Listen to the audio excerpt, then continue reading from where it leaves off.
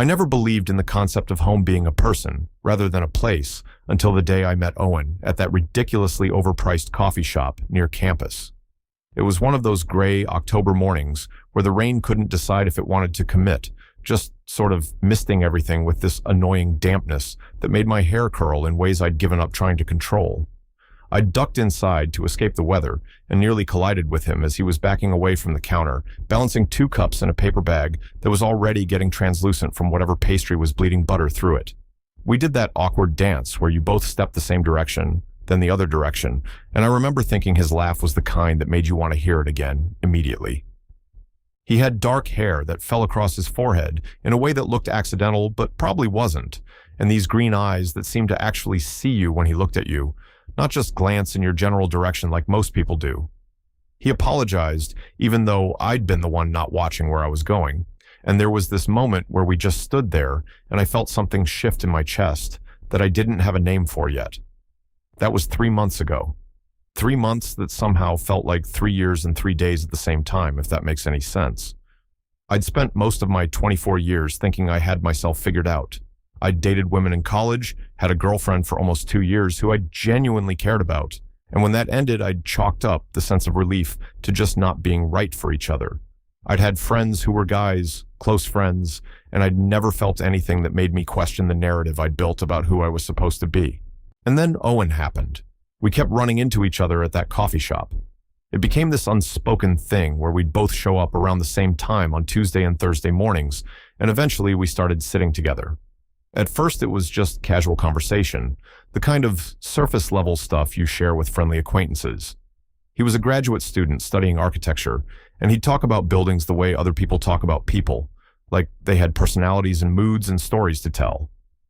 I was working as a junior editor at a small publishing house, the kind of job that sounded more impressive than it was, mostly fixing comma splices and trying to politely tell authors that their third act didn't work.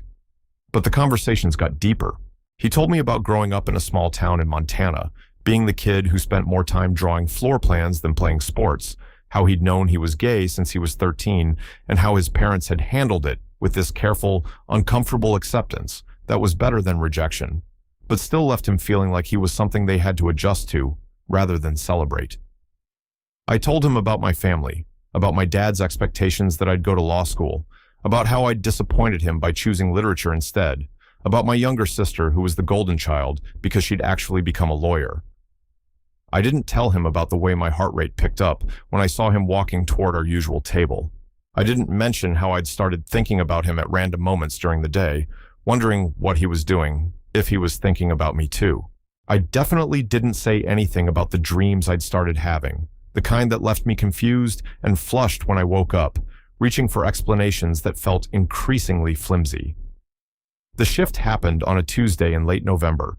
We'd been meeting for coffee for 6 weeks by then, and Owen suggested we grab dinner instead, try this Thai place he'd been wanting to check out. It felt different from our coffee shop meetings, more intentional somehow, but I pushed that observation aside and said yes. The restaurant was small and warm, strung with those paper lanterns that cast everything in soft orange light. And we ended up staying for 3 hours, long after we'd finished eating, just talking. He told me about his ex-boyfriend, a relationship that had ended 8 months earlier when the guy had moved to San Francisco for work and hadn't asked Owen to come with him. He said it so casually, like it was just a fact, and I felt this weird combination of relief that he was single and anxiety about why that mattered so much to me. I asked him how he knew, how he'd been so sure about who he was, and he looked at me with this expression I couldn't quite read. "You're asking for yourself, aren't you?" he said, and it wasn't really a question. I opened my mouth to deny it, to laugh it off, but nothing came out. We were sitting across from each other in this tiny booth, and the table was so narrow that our hands were only inches apart, and I became suddenly intensely aware of that distance, of how easy it would be to close it, of how much I wanted to. "I think so," I finally said, and my voice came out quieter than I intended. "I think maybe I am." He reached across the table then and put his hand over mine, and it was such a simple gesture, but it felt monumental. His palm was warm and slightly rough, and I could feel my pulse in my fingertips where they touched his skin. We sat like that for what felt like a long time, neither of us saying anything, and I had this sense of standing at the edge of something vast and terrifying and absolutely necessary. When we left the restaurant, he asked if I wanted to walk for a bit, even though it was cold and threatening rain again.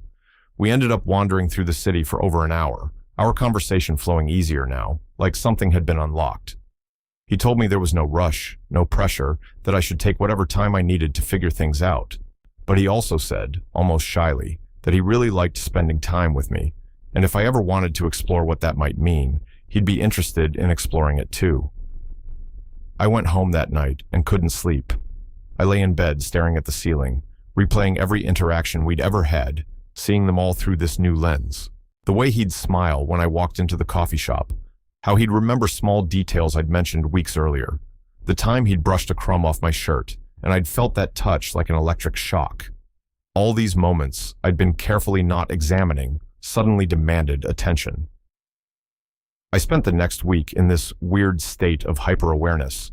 I'd catch myself thinking about him constantly, missing him between our coffee meetups in a way that felt different from missing a friend. I started noticing other men in ways I never had before, testing my reactions, trying to understand if this was specifically about Owen or something larger about myself. The answer, I was starting to realize, was both.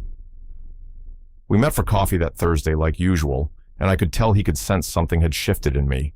We made small talk for a bit, but there was this tension humming underneath everything, and finally, I just said it. I've been thinking about what you said, about exploring this, and I think I want to. If the offer's still open. The smile that broke across his face made my chest feel too small for my heart. It's open, he said. It's very open. Our first actual date was the following Saturday. He picked me up from my apartment, and I'd changed clothes 3 times before he arrived, nervous in a way I hadn't been since high school. We went to a movie, some indie drama that I couldn't tell you a single thing about because I spent the entire time intensely aware of him sitting next to me in the dark theater, of his arm resting on the armrest between us, of the moment, halfway through, when he reached over and laced his fingers through mine. I'd held hands with girlfriends before. I'd done a lot more than hold hands, but this felt entirely new, like I was experiencing touch for the first time. My whole body was attuned to the points where we connected, the warmth of his palm, the slight roughness of his thumb brushing across my knuckles. After the movie, we walked to a bar nearby, found a booth in the back corner where the lighting was low, and the music was loud enough to give us privacy without drowning out conversation. We talked about the film, about other movies we loved, and then somehow we were talking about fear, about the courage it takes to want something you've been taught not to want, or didn't know you were allowed to want, about the difference between being afraid and being careful, and how sometimes fear disguises itself as caution. I'm afraid, I admitted. I'm afraid I'm too old to be figuring this out for the first time.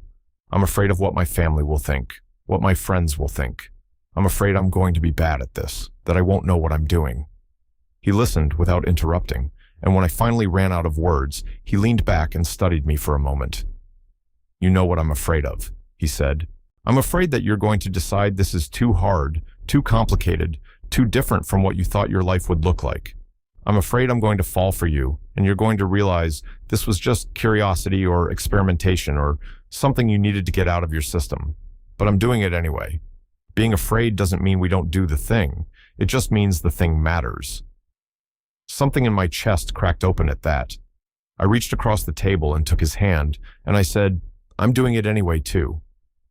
We left the bar and walked back toward my apartment, and when we got to my building, there was this moment where we both stopped and looked at each other, and I could see the question in his eyes. I answered it by kissing him, right there on the sidewalk with the streetlight buzzing overhead and a car alarm going off somewhere in the distance. It was clumsy at first because I was nervous and overthinking everything, but then his hand came up to cup the back of my neck, and I stopped thinking altogether. Kissing Owen was nothing like kissing the women I'd dated. It wasn't better or worse, just entirely different in ways I couldn't articulate. The scratch of stubble, the firmness of his jaw under my palm, the way he was exactly my height so I didn't have to bend down or lift up.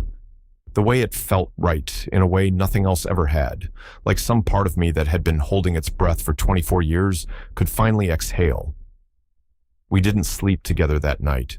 We went upstairs to my apartment and sat on my couch and talked until almost 3 in the morning, stealing kisses in between conversations, and when he finally left, I felt like I was glowing from the inside out.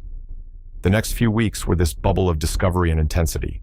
We spent almost every evening together, cooking dinner at one of our apartments, watching movies, talking about everything and nothing.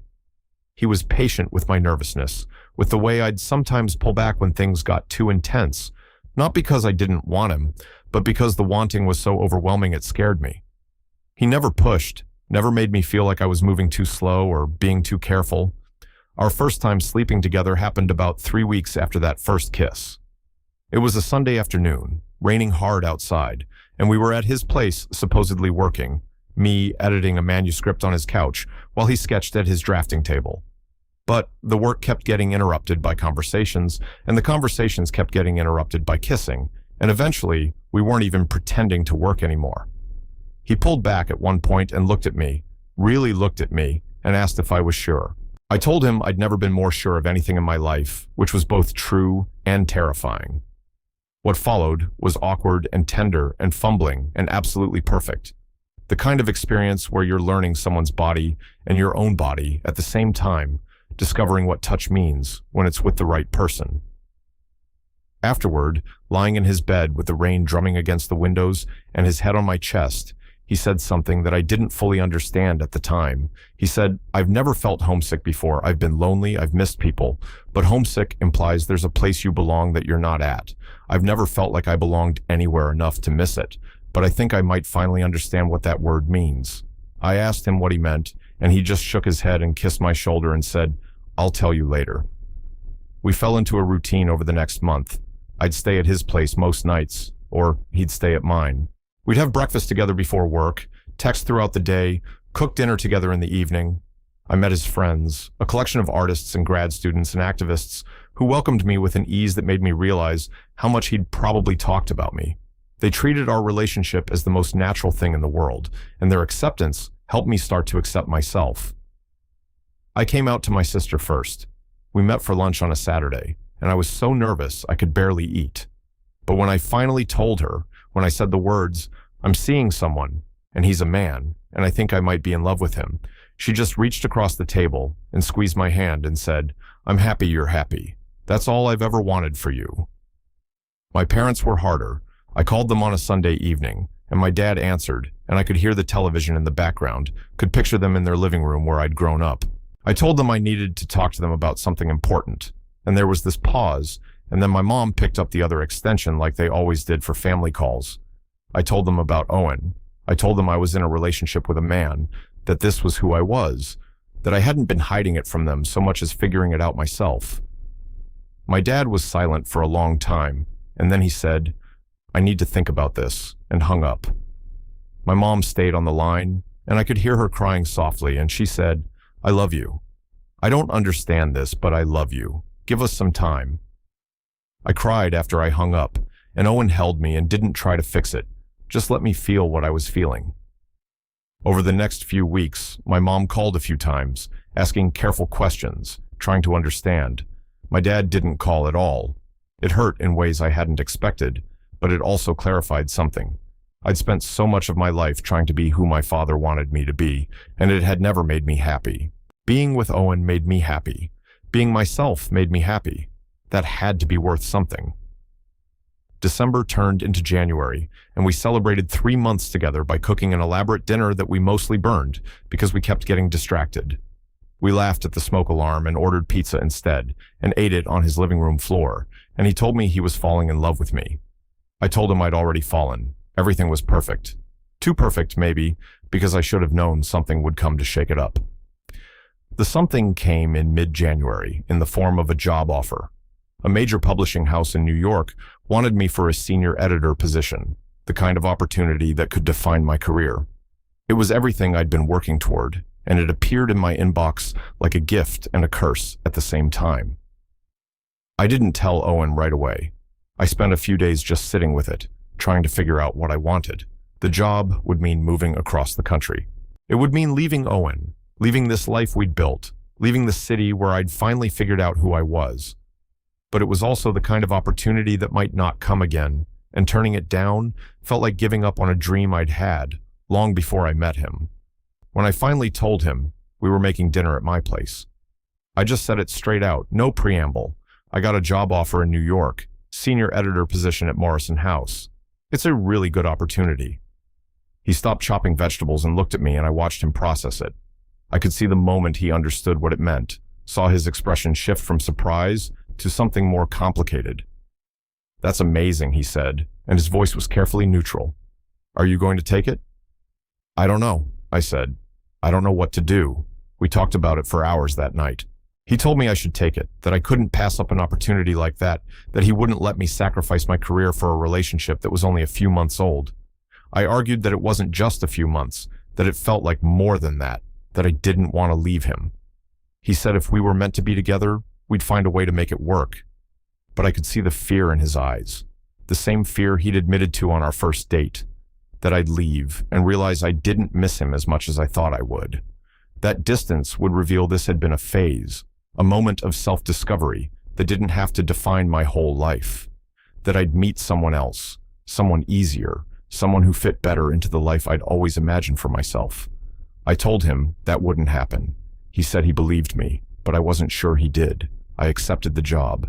I told myself it was the smart decision, the practical decision, that 3 months wasn't enough time to turn down a career-defining opportunity. The start date was March 1st, which gave me 6 weeks to wrap up my current job, pack up my apartment, and figure out what Owen and I were going to do. We tried to be normal about it. We kept our routines, kept having dinners and movie nights and lazy Sunday mornings. But there was this shadow over everything now, this awareness that every moment was numbered. We didn't talk about whether we'd try long distance or make a clean break. We just existed in this limbo, pretending we had more time than we did. 2 weeks before I was supposed to leave, we had a fight.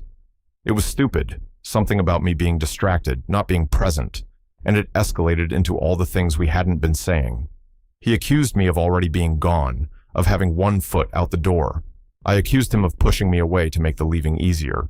We both said things we didn't mean, and I left his apartment at midnight and went home and lay awake, hating myself. He showed up at my door the next morning with coffee and apologies. We sat on my couch, which was now surrounded by half-packed boxes, and we finally had the conversation we'd been avoiding. He told me he didn't think he could do long distance, that he'd tried it before, and it had destroyed him, that he'd rather have a clean break than drag out something that was going to end anyway. I told him I loved him. I told him I didn't want it to end. I told him I'd stay if he asked me to. He didn't ask. He said he loved me too much to let me resent him for a career I'd given up. He said I needed to go to New York, needed to take this job, needed to see what my life could be without him in it. He said if we were supposed to be together, we'd find our way back to each other eventually. But right now, I needed to go. So I went. Moving to New York was surreal. The job was everything I'd hoped for, and nothing I'd expected. The work was challenging and exciting, and I was good at it, but I felt hollow in ways I couldn't articulate. I'd come home to my tiny apartment in Brooklyn, and it didn't feel like home. It felt like a place I was staying temporarily, even though all my stuff was there, even though I was building a life there. I missed Owen constantly. I missed the way he'd hum while he cooked, the way he'd absently play with my hair when we watched movies, the way he'd look at me like I was the most interesting thing in the room. I missed having someone to tell about my day, someone who actually cared about the small victories and frustrations. I missed being known by someone. We didn't talk for the first month. Clean break, we'd agreed, and I tried to respect that even though I wanted to call him every single day. I threw myself into work, explored the city, tried to make friends with my coworkers. I went on a few dates with women, testing to see if maybe I'd been wrong about myself, if maybe being with Owen had been specific to him rather than indicative of something larger. But those dates felt wrong, felt like I was trying to force myself back into a shape I'd outgrown. I went on a date with a guy I met at a bookstore, and that felt wrong too, but for different reasons. He was nice, attractive, interesting, and I felt absolutely nothing, because he wasn't Owen. 6 weeks after I left, my sister called me. She'd been in contact with Owen, apparently, something I hadn't known. She said he was miserable. She said he'd told her something that he'd been too afraid to tell me before I left, and she thought I should know. She told me about the conversation Owen had with her, about what he'd meant when he said he'd never felt homesick before. He'd told her that his whole life, he'd never felt like he belonged anywhere. He'd moved around a lot as a kid, never putting down roots, never getting attached to places because they were always temporary. And as an adult, he'd chosen that same kind of transience, living in apartments he didn't bother decorating, maintaining friendships that were warm but surface level, dating people but never really letting them in. But with me, he'd told my sister, he'd finally felt like he'd found home. Not a place, but a person. He'd felt rooted for the first time in his life, like he belonged somewhere, like he had something worth staying for. And when I left, he'd felt homesick for the first time ever. He was homesick for me. I hung up the phone and sat in my apartment, surrounded by boxes I still hadn't fully unpacked, and I realized something. I'd been so focused on not giving up my dreams for a relationship that I hadn't stopped to ask if those dreams were what I actually wanted anymore. The job was good, but it wasn't worth this hollowness. New York was exciting, but it wasn't where I wanted to be. I wanted to be wherever Owen was. I called my boss the next morning and gave my notice. She tried to talk me out of it, told me I was making a mistake, that I was throwing away an incredible opportunity. Maybe I was, but I'd spent too much of my life making decisions based on what I was supposed to want instead of what I actually wanted. And what I wanted was Owen. I didn't tell him I was coming back. I wanted to surprise him, wanted to show up at his door and tell him everything I'd realized, everything I should have said before I left. I gave my 2 weeks' notice, packed up my apartment again, and bought a plane ticket home. The night before my flight, my dad called me. It was the first time we'd spoken since I'd come out to him 3 months earlier. He said he'd been doing a lot of thinking, a lot of talking with my mom and my sister. He said he didn't fully understand who I was now, but he wanted to try. He said he was sorry for not being there for me, and he hoped I'd give him a chance to do better. I cried on the phone with my father for the first time since I was a child. I told him about Owen, about how I'd left and was going back, about how I'd finally figured out what I wanted my life to look like. He listened, and when I finished, he said, "I'm proud of you, for knowing yourself, for being brave enough to go after what you want." I flew home on a Friday afternoon in late April. The city looked different than when I'd left, or maybe I was different, but either way, everything felt brighter somehow. I took a cab straight from the airport to Owen's apartment, my heart pounding the entire way. I didn't let myself think about what I'd do if he'd moved on, if he'd met someone else, if he didn't want me back. I just focused on getting to him. I knocked on his door at 6:30 in the evening, and when he opened it, the expression on his face was worth every risk I'd taken. He looked shocked and confused and hopeful all at once, and before he could say anything, I said, "I'm homesick." He stared at me, and I watched understanding dawn in his eyes. "I'm homesick," I repeated. "I've been homesick since the day I left. Because home isn't New York or here or any place. It's you. You're my home, and I've been miserable without you, and I know I'm supposed to say that I can't give up my career for a relationship, but the thing is, I'm not giving up anything. I'm choosing what I want, and what I want is you." He pulled me inside and kissed me, and it felt like coming home after a long journey. We talked for hours that night, sitting on his couch with my luggage still by the door. I told him about New York, about the dates I'd gone on, about the moment I'd realized none of it mattered without him.